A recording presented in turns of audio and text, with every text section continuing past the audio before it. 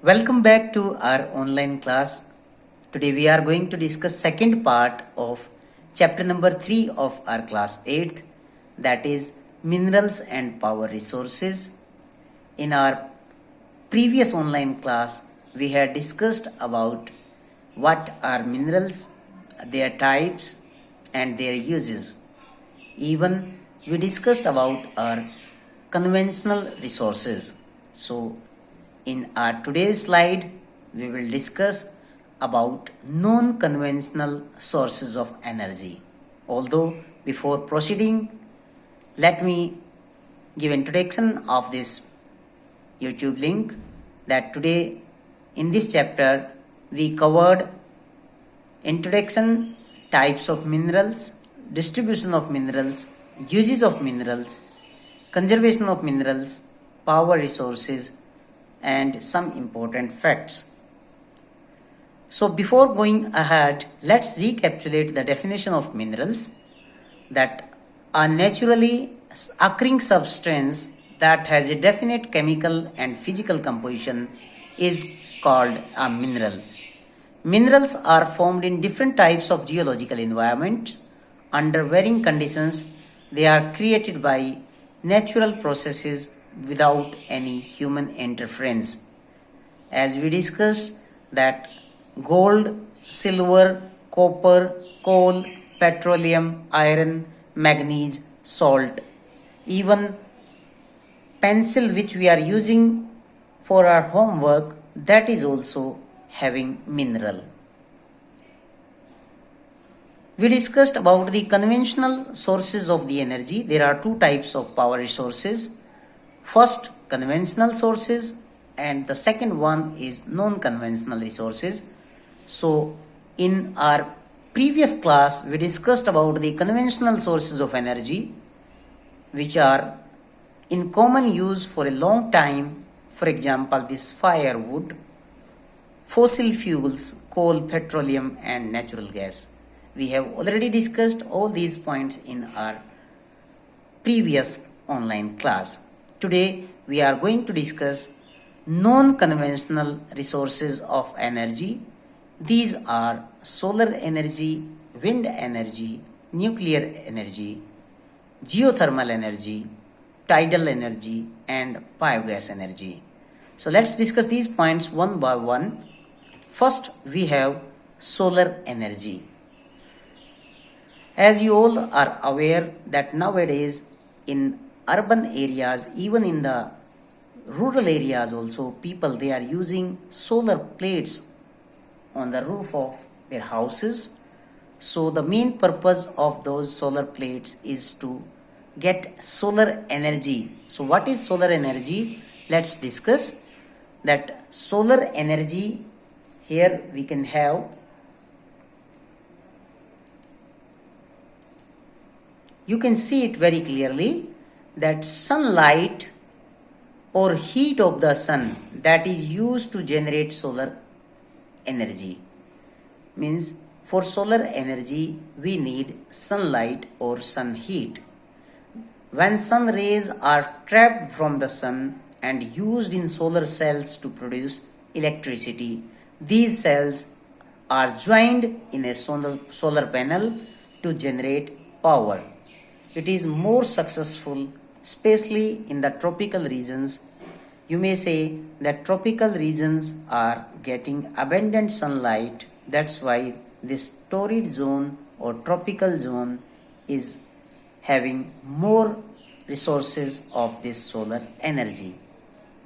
This solar energy may be used in our heaters, in our solar cookers, solar dryers, for lighting in houses also it is used, for train traffics, for signals and in many other areas.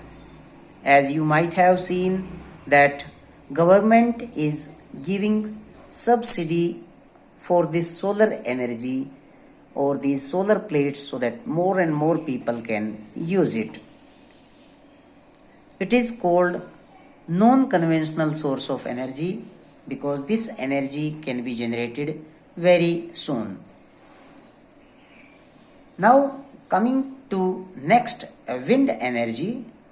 Wind energy is generally received or obtained from windmills. Windmills are used to generate this electricity.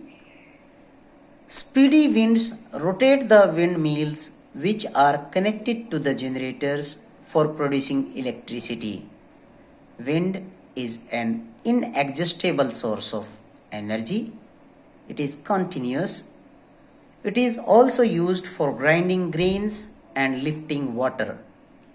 Windmills are located near coastal regions and mountain passes where strong and steady winds are used to generate electricity. Although it is very costly and sometimes it is dangerous to the birds and other animals too. Next is the nuclear power, nuclear energy. Nuclear power is generated from the energy stored in the nuclei of the atoms. Uranium and thorium is generally used as a fuel in the nuclear reactors for the emission of this energy. In India, Rajasthan and Jharkhand have large deposits of uranium that is used in these nuclear reactors. Thorium is also found in Kerala. The nuclear power stations in India are located in Kalpakkam in Tamil Nadu, Tarapur in Maharashtra, Rana Pratap Sagar near Kota in Rajasthan, Nerora in Uttar Pradesh, and Kaiga in Karnataka. It is very costly energy. Next one is geothermal energy. Geothermal energy is obtained from the earth through hot springs. The heat of the earth, which is coming in the form of hot springs, that is used to generate the power. Geothermal in the form of hot springs that can be used for cooking, heating, bathing, and for other several purposes. It is used for many years in India. World's largest geothermal power station is in United States of America. In India, geothermal plants are located in Manikaran in Himachal Pradesh and Pug Valley in Ladakh. Coming to the next energy, that is the non-conventional sources of energy, that is tidal energy. You might understand this energy, that tide word is used in this energy. This energy is generated from the tides. In coastal areas, spring tides, neap tides, or you may say that high and low tides are coming in the day timing. So tidal energy can be generated by building dams at narrow opening of the sea.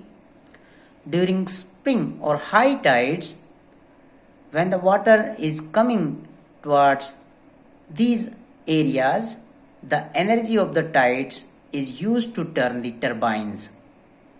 Russia, France, and the Gulf of Kutch in India have huge tidal mill farms in India.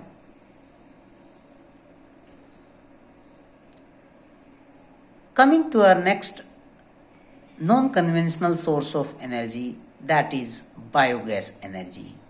As you might have seen this energy plant, this biogas plant in your areas too, our government is trying to emphasize on the uses of these biogas plants. Here, animal dung, waste food of the homes, leaves, dead plants, or the organic waste that is converted into a gaseous fuel by the bacteria in the biogas plants. Generally, in a pit, biogas plant is made on the earth, and methane and carbon dioxide that is emitted by these plants. Biogas is an excellent fuel for lighting and producing huge amount of the and producing energy. Means in this huge amount of organic manure that is used, biogas is one of the best way of non-conventional source of energy. By this biogas we can recycle the waste as well as we can generate electricity and energy for our houses. Means that waste means that can be recycled, and the aim of Swachh Bharat and Clean India that can be maintained. So in this chapter of online class we have discussed non-conventional sources of energy. I hope you understood these points.